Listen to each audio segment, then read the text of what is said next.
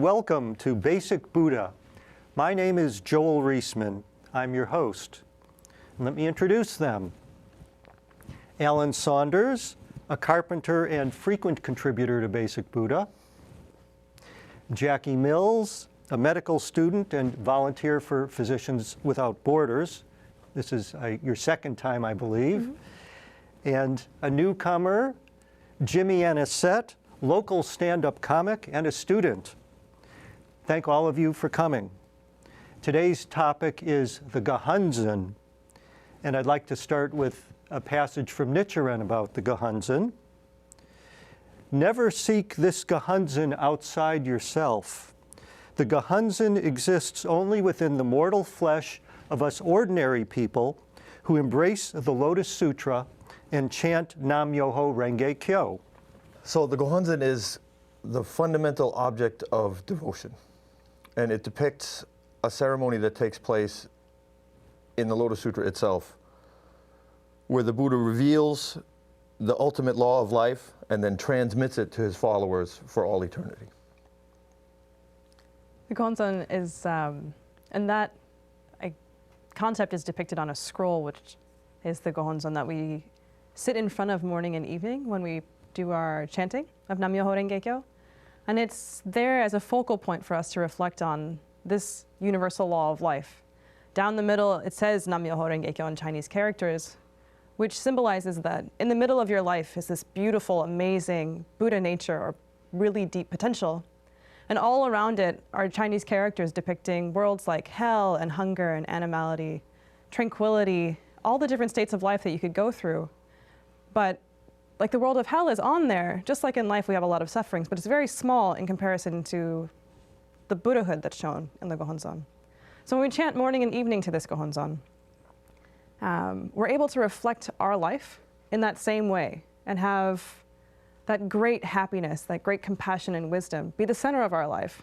While hell is still there, we struggle, we have homework, we have relationship problems, but we're able to really have such a really brilliant part of our life be the middle of it. And that is supported by all of those other parts of our life. So that's what the Gohonzon is in our daily practice. And also the Gohonzon is like really a mirror for our own like innate Buddhahood in ourselves that each person carries.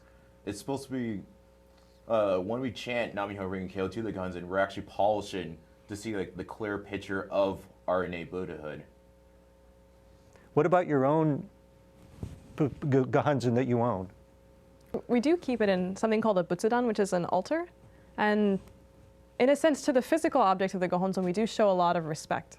So we have it in an altar, we keep it very clean. Sometimes there's plants on the side of it, we burn incense, or put fruit on the altar as an offering. But it's really showing respect for your own life.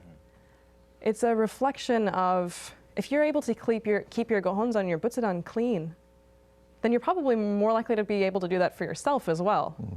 That your living space is going to be clean. That if you have fruit on your altar, perhaps it's also a sign that you're eating healthy food and taking care of your body.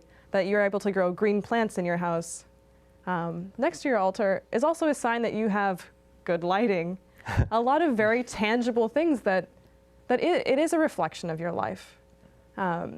And then inside of the Gohonzon, obviously, are all those spiritual aspects of the respect that you have for others, the respect that you have for yourself, that really deep sense of dignity that you have toward everything that you do.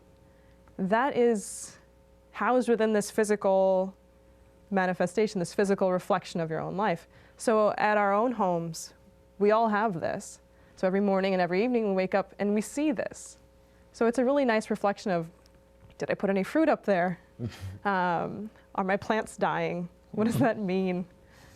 People don't necessarily look so deeply into their lives about those issues, but it is a reflection, and I like that reminder. Have you invited people who don't practice Nichiren Buddhism into your house and shown them the Gohonzon, and is there some inherent power there? It depends on the person. My father, similar to Jimmy's mother, doesn't practice and also generally opposed my practice when I was growing up. I think because he had very troubling experiences with organized religion as he grew up. And so for him, I think he understands what I get out of it. But when he sees the Gohonzon in his own home when I was growing up, just kind of disregarded that room generally. But then I've seen other people who sit down in front of the Gohonzon for the very first time, who've never seen it before, and suddenly are able to understand something about themselves, something deeper, something beautiful that they've never seen. And it's strange to me because I have now a science background and a policy background, and I'm not very, this may sound strange on this show, but I'm not very spiritual. I find this to be a very practical religion. I don't look at things and just say, wow, how beautiful, and I feel my life is changing. I like the aspect of this endurance game with Buddhism. If you train yourself and you become a better person and you see what actions you're taking, reflect on it, and then try to make better actions in the future. But I have seen some of the most amazing things happen in front of the Gohonzon that I can't really explain, and I guess this is the myoho part of Nam-myoho Renge-kyo, which is the mystic law. That somehow you don't know how this practice will touch someone's life. And I've experienced it myself in ways that I can't really explain, but I have to say that I sometimes look at it still and I'm like, yeah, that's fine. But maybe we should just chant together for a while and we'll be able to really actually have a conversation about what happened.